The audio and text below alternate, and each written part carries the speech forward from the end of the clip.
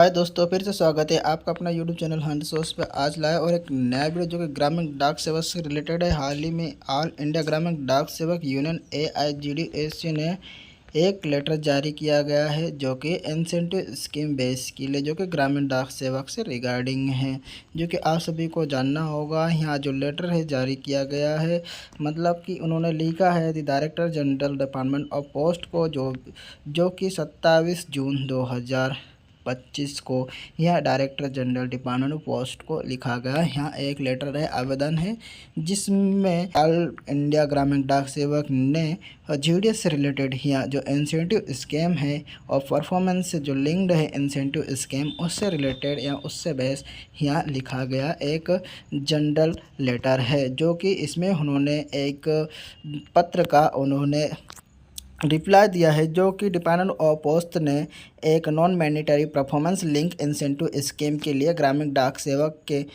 Regarding एक letter जारी किया गया था, जिसमें परफॉर्मेंस के बेस में ग्रामीण डाक सेवक को किस तरह हर चीज़ में छूट मिलने की दायरे प्रमोशन तक की छूट देने का भी उन्होंने एक लेटर जारी किया गया था। बाकी उसमें पूरी तरह से प्रॉपर उसमें कुछ भी क्लैरिफिकेशन नहीं था। तो इससे रिलेटेड ही ग्रामीण डाक सेवक के जो यूनियन है, जो संगठन है, उन्होंने यह लेटर जारी करा है। उन्होंने पत्र लिखा है डिपार्टमेंट के जो जनरल डायरेक्टर है डिपार्टमेंट ऑफ पोस्ट के, उनको लिखा है, जो कि प्रेसिडेंट AIGDC के प्रेसिडेंट है B वेंकटेश्वर अल्लू और जनरल सेक्रेटरी SS महादेव्या जी।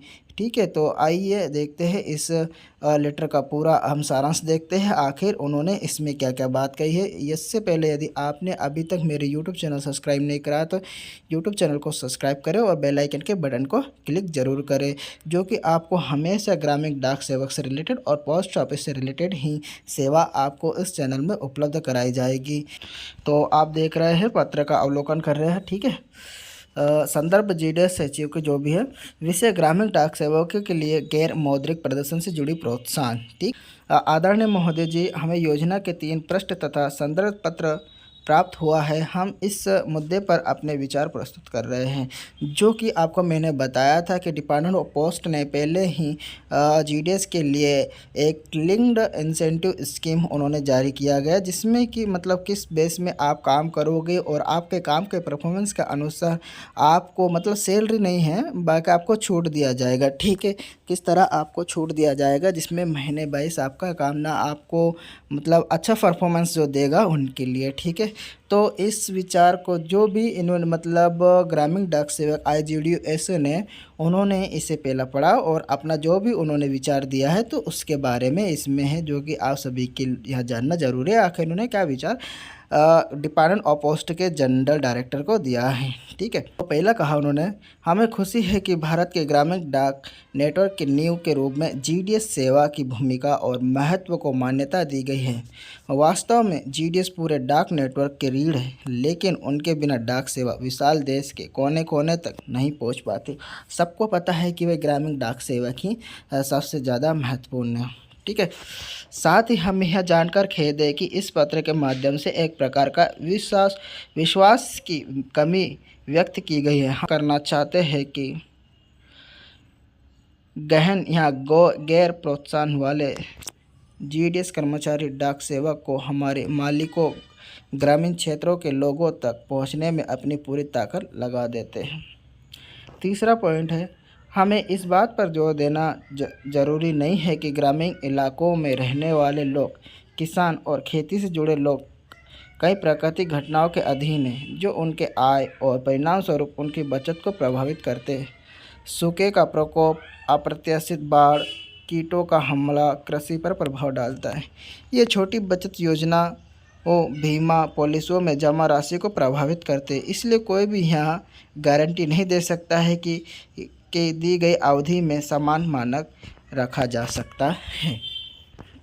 ठीक है, तो आप लोग जानते ही होगी कि भाई ग्रामीण क्षेत्र में एक किसान को किस तरह परेशानियों से जूझना पड़ता है यदि वो किसी भी बचत योजनाओं को यदि चलाते हैं। तो यदि उसका जो प्रॉपर है, मतलब जिस तरह उसकी पॉलिसी की जो प्रीमियम की डेट रहता है वो प्रॉपर नहीं भर पाता है, जो कि एक प्रकार रेगुलर नहीं रहता है, कभी कभार उसके द्वारा छूट भी जाता है।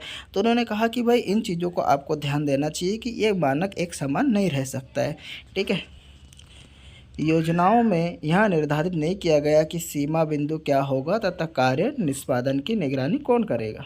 योजनाओं में निम्नलिखित प्रोत्साहनों के संबंध में हम उल्लेख करना चाहते हैं कि पहला उल्लेख है, कौशल विकास प्रशिक्षण में प्राथमिकता सभी जीडीएस कर्मचारियों को गुणवत्तापूर्ण प्रशिक्षण की तत्काल और अपरिहार्य आवश्यकता है।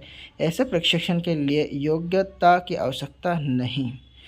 आपको बता दें, जो भी कौशल प्रशिक्षण होता है, जो भी हमारा ट्रेनिंग होता है, तो उसी से रिलेटेड है कि इसमें कोई भी मतलब प्रशिक्षण के लिए योग्यता की आवश्यकता नहीं होनी चाहिए। ठीक है।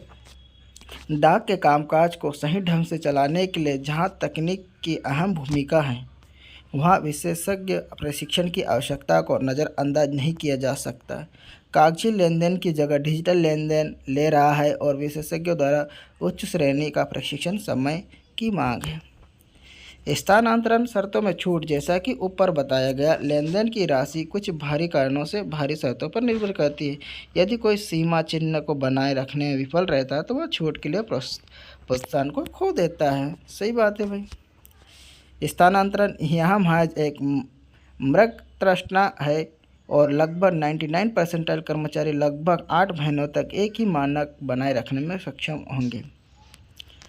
आंतरिक स्थानांतरण अवसर पर उप अनुच्छेद 2 में प्रस्तुत यहाँ भी लागू होती है। विभागीय परीक्षाओं के लिए विभागीय पदों पर पदोन्नति के लिए परीक्षा उसी तिथि को आयोजित की जाएगी और उसी तिथि को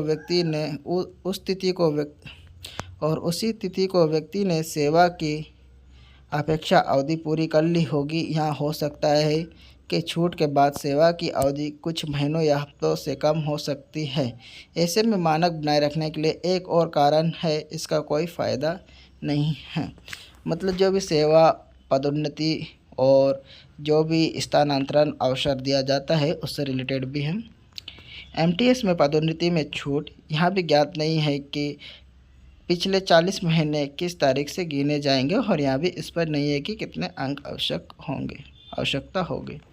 मतलब कि जो भी लेटर मतलब डाक विभाग ने जारी किया था, मतलब जीडीएस से रिलेटेड, उन्होंने जो इंसेंटिव स्कीम जो लगाया था कि भाई आप इतने साल तक या इतने महीनों तक आप काम करोगे और भी अच्छा मतलब नंबर 1 आप परफॉर्मेंस अच्छा दोगे तो आपको किस तरह का नंबर ज्ञात होगा और आपको किस तरह एमटीएस में पदोन्नति की छूट मिल जाएगी।